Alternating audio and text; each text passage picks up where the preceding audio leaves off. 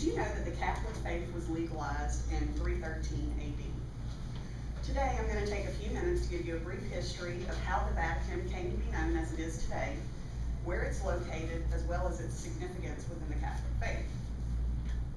Although the Vatican dates back to early Christianity, the Vatican as we know it today has only been in existence since 1929.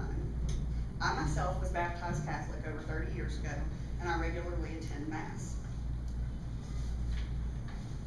The Vatican, also known as the Apostolic Palace, is the official residence of the Pope and is located in Vatican City. Today, the building contains the papal apartments, various government offices of the Catholic Church, as well as several private and public chapels.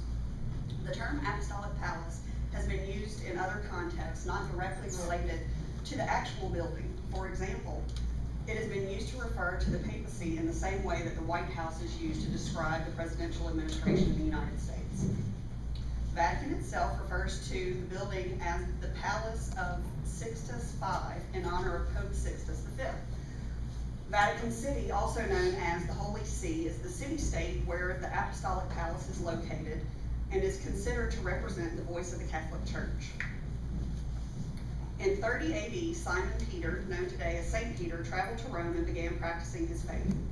St. Peter was later named the first disciple of Jesus and was later given the title of the longest reigning pope in the Catholic Church. His reign lasted roughly 34 years before he was burned alive in 64 AD. In 326 AD, the Constantinian Basilica was erected at the site of St. Peter's tomb, and roughly 12 centuries, many wars and damages to the structure, construction of St. Peter's Basilica, as we know it today, began in 1506, and the structure was consecrated in 1626. Now that you know a little of the history of the Vatican, let's find out about the region itself. Originally, Vatican City encompassed most of most of central Italy. However, in 1860, Victor Emmanuel, the first known king of Italy, was fighting to conquer as much of the country's territory as possible to hold under his reign, which pushed the Pope into Vatican City. In 1929, the Lateran Treaty was ratified, making Vatican City a sovereign state.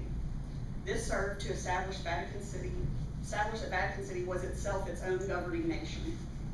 The territory consists of a walled enclave within the city of Rome, which is Italy's capital, and it consists of approximately 110 acres of land, and population is about 800 people, which mostly are made up of clergy.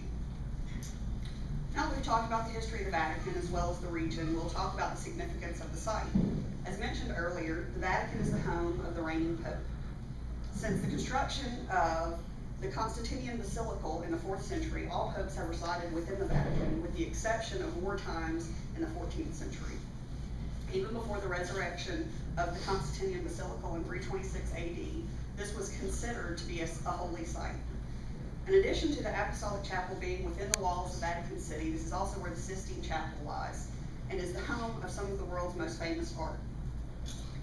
Although we learned today that the inception of the Catholic faith didn't take place until 313 AD, practices of the faith date back to the 1st century, and truly encompass a large part of our history and of our current civilization. To conclude, I would like to thank you all for your time, and I hope that you have found the information that I presented to be both interesting and informative, as the purpose of the speech was to discuss the history of the Vatican.